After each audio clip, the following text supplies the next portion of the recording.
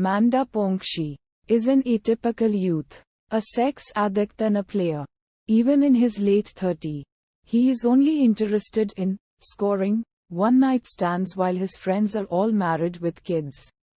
The story opens with one such scene where his friends tell him to get married as he is too old to screw around. In turn, Mandar explains his philosophy about sex as a purely physical act, somewhat akin to the satisfaction of the perfect bowel movement. He asserts it as a physical need, whereas to him, love is a different ball game and isn't necessary for sex. Uddharan. The narration now moves back several years to Mandar's teenage. The year is 1989. Whence Mandar, along with his cousin Dilip, nicknamed Yusuf as a tribute to the thespian, visits his village in Maharashtra where their cousin Kshitij is already waiting for them. 15-year-old Kshitij is studying in a military school and is mature beyond his years in his views and aspects about marriage, love and sex. By the end of their vacation, Mandar realizes that he is no longer a kid. His life becomes more exotic as he starts to woo girls, watching adult films and fantasizing about ladies. Later in the year 1995, Mandar is now grown up and is an engineering student in Pune. Dilip and Kshitij accompany him there too. The latter is an army officer by now. Mandar stalks Parul only for having sex with her. While making out in the hostel room, they are caught by the warden and Mandar gets expelled from the hostel, leading him to rent a small flat. There he meets a beautiful housewife Jyotsna and sets his sights on her. The dapper Kshitij, in the meanwhile, beds a steady parade of stunning girls at Mandar's flat. One of Kshitij's many girlfriends has a friend Anju who is being sexually abused by her own father. Greatly incensed on learning of this heinous act, Kshitij beats up the father and takes Anju and her kid brother away, thus rescuing them. Kshitij falls in love with her and stops seeing other women.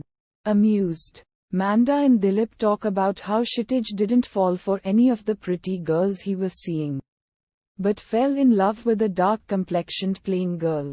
Kshitij marries Anju and they eventually have a son. Getting back to Mandar's alliance with Jyotsna, their casual flirting gradually reaches a point where they start an affair. Hers is a marriage that has petered into nothingness, given her husband has let himself go out of shape and humor. Jyotsna, needing sexual satisfaction, finds it in Mandar.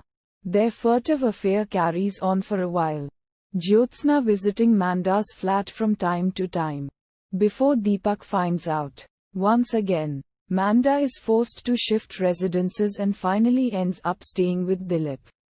Later in 1996, Mandar meets Parul again in order to keep in touch with her and is left heartbroken when he finds her with another guy, Alok. After college, Mandar is shown working a full-time job but is involved in a booty call arrangement with an older married woman who goes by the name Savita Bhabhi. After years of loveless one-night stands, he takes Dilip's advice and decides to meet some girls through matrimonial sites. His strategy of being honest about his past affairs upsets most potential matches who are orthodox, conservative girls. When he finally meets one Tripti Gokhale, he is so smitten by her that he decides not to be honest, but instead projects a holier-than-thou image. This almost backfires, as Tripti turns out to be a very open-minded girl who has no hang-ups about her own past and admits to having been in relationships before. Now stuck in a lie, Mandar has to continue projecting himself as an orthodox, colorless man. All the same, the two continue to meet and start liking each other. Kshitij is killed during an encounter with insurgents in Kashmir.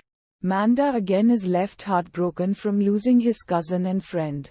This incident brings Tripti close to him as she comforts him.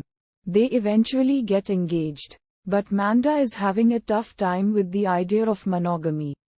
He has one last encounter with Savita Bhabhi, Worse still, while on an errand to pick up a distant relative from the airport, Mandar assumes that the person hasn't turned up, and instead tries to pick up an attractive woman, who turns out to be the distant relative. Embarrassed and shamed, Mandar barely gets out of the situation. At this point, Tripti's ex-boyfriend Jax enters the equation. Cool, suave and charming, Jax is all that Mandar is not. That, and Tripti's history with Jax trouble him no end and make him insecure to the point where he assumes that Tripti is leaving him for Jax. Mandar decides to confess the truth about his sex obsession to Tripti and does so. Tripti also reveals that she got pregnant when she was with Jax and there was nothing between them as they have broken up.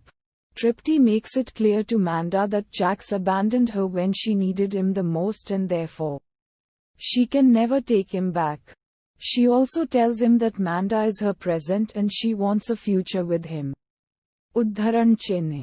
The film concludes with Mandar very happy as he is to marry the girl he loves, as he narrates the mishaps between Tripti and himself to his cousin Dilip. Uddharan.